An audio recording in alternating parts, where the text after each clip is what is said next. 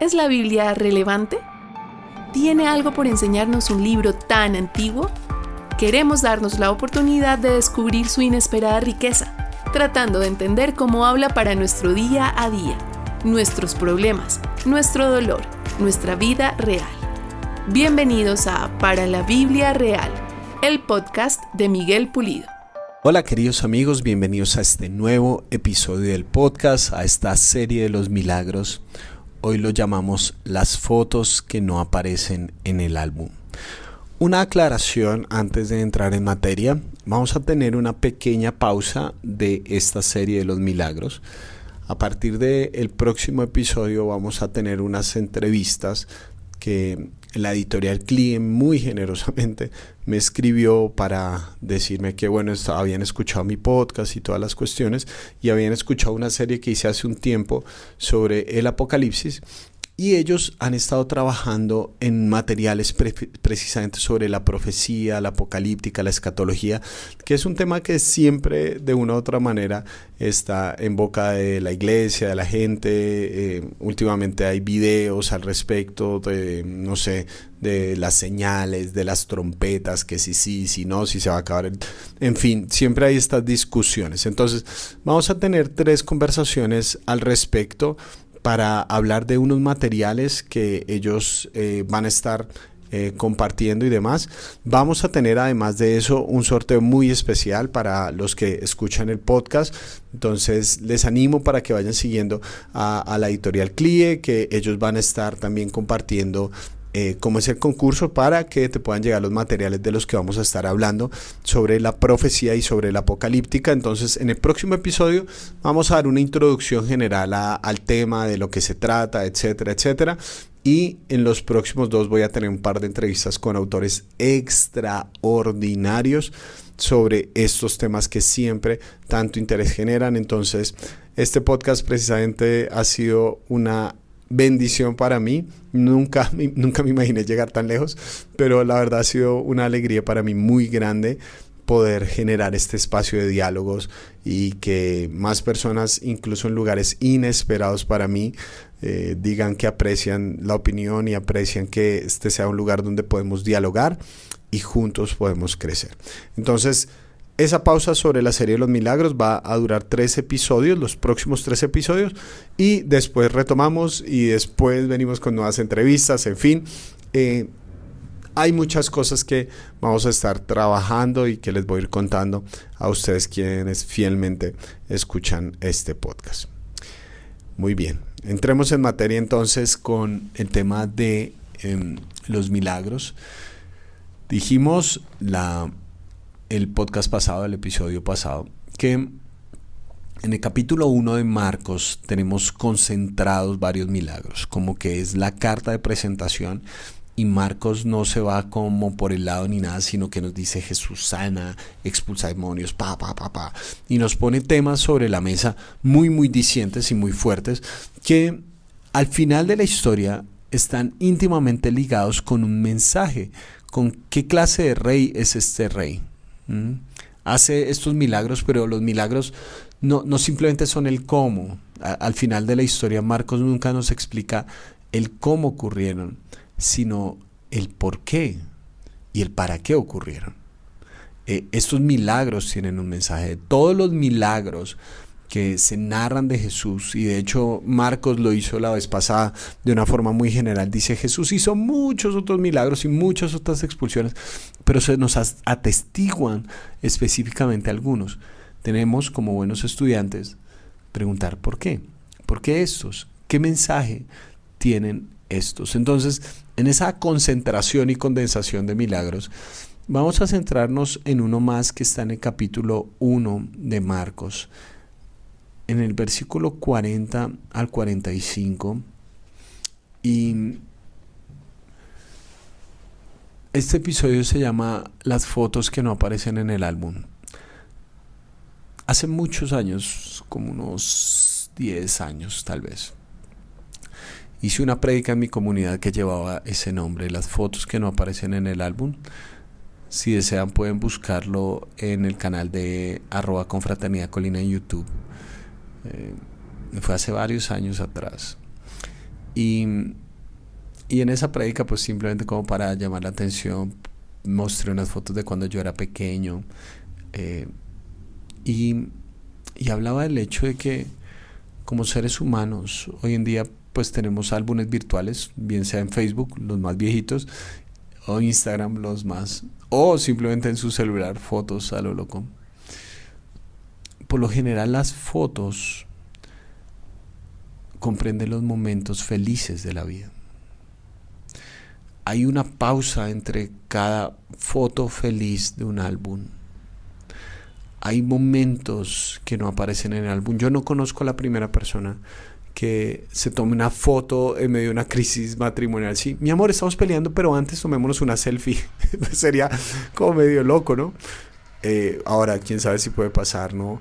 O nadie cuando está llorando y está en medio del dolor y todas estas cosas, lo primero que piensa es, me voy a tomar una foto el día más triste de mi vida, ¿sí? Pensamos que es muy loco la gente que ha habido noticias de gente que se toma fotos en funerales sonriendo con el ataúd, cosas así por el estilo. No, por lo general uno comparte y uno pone las fotos felices. Porque las fotos que no aparecen en el álbum por lo general son los momentos de dolor, son lo que quisiéramos que no hubiera pasado, que como no está en ese álbum, quisiéramos que no estuviera en el corazón, pero no es así. Y esta persona de la historia que vamos a contar hoy, muy probablemente todo comenzó con una erupción que nació en su brazo o en alguna de sus extremidades. Una erupción bastante extraña, porque lo que en principio fue una rasquiña empezó a tomar colores, olores que no eran los más adecuados. Tuvo que ir primero al sacerdote para que lo mirara, porque eso era lo que decía la ley. Y este sacerdote miró a la luz de lo que decía la Torá, de las medidas, de el color que tenía esta herida, esta llaga, y tuvo que mandarlo a un periodo de aislamiento para ver si seguía expandiéndose esta infección cutánea o efectivamente durante ese periodo de aislamiento se iba. Durante ese tiempo muy probablemente esta persona estuvo orando fervientemente para que no fuera lo que él tanto temía, que no se siguiera esparciendo por su cuerpo ese mal, sino que fuera una infección que pudiera ser finalizada en ese periodo de aislamiento. Pero, después del periodo de aislamiento, 7 días, 14 días, lo que haya sido, se quita la venda de su brazo o de su extremidad y se da cuenta que esa llaga, en lugar de decrecer, ha crecido, y él no lo quería aceptar, pero se ha esparcido a otros lados y tiene colores y olores que hacen temer lo peor que viene de labios de ese sacerdote cuando da un paso atrás y le dice: es lepra, te declaro inmundo, eres impuro. ¿Qué tenía que hacer una persona cuando el sacerdote lo declaraba inmundo? Tenía que aislarse de toda la sociedad. Tenía que ir a los lugares donde estaban los leprosos, gente que se le estaba pudriendo la carne en vida, que ya no sentían dolor, que podían quemarse y no se daban cuenta, que podían cortarse y su piel estaba tan insensible.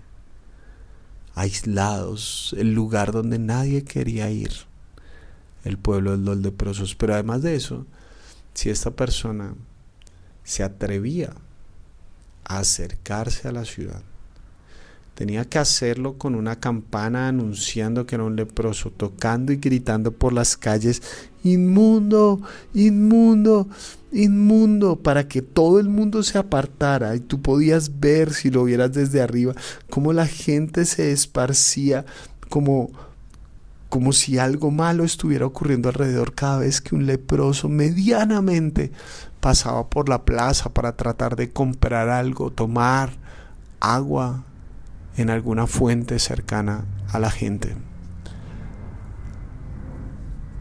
Esta persona, la lepra no solamente lo definía como una enfermedad de su piel, sino como un paria social, como un aislado, como una persona con un dolor muy profundo en su corazón. Hasta que llegó Jesús. Si deseas conocer más el trabajo de Miguel, puedes ingresar a www.pulidomiguel.co o buscarlo en todas las redes sociales como Pulido Miguel 1. También puedes apoyarlo al hacerte parte de la comunidad de www.patreon.com/pulidomiguel.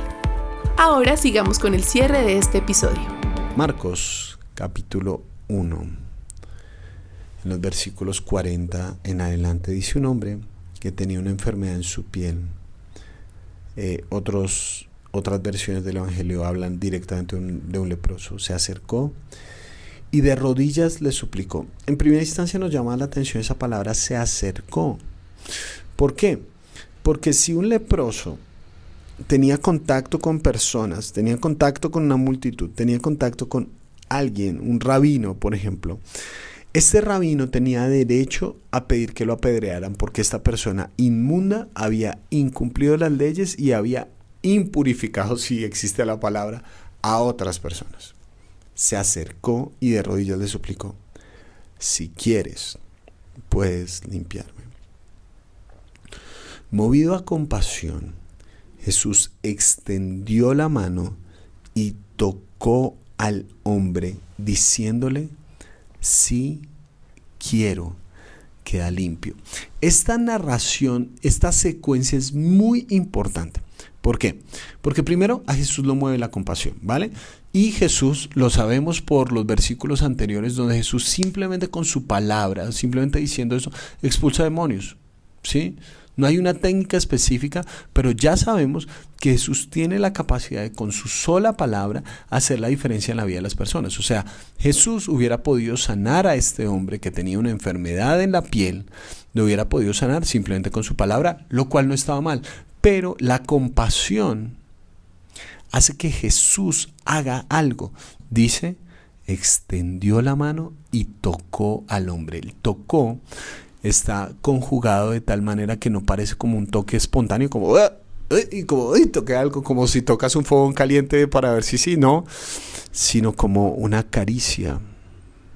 La otra piel que este hombre sintió, quizás después de mucho tiempo, fue la piel de Jesús. Nadie lo tocaba. ¿Por qué? Porque era un inmundo.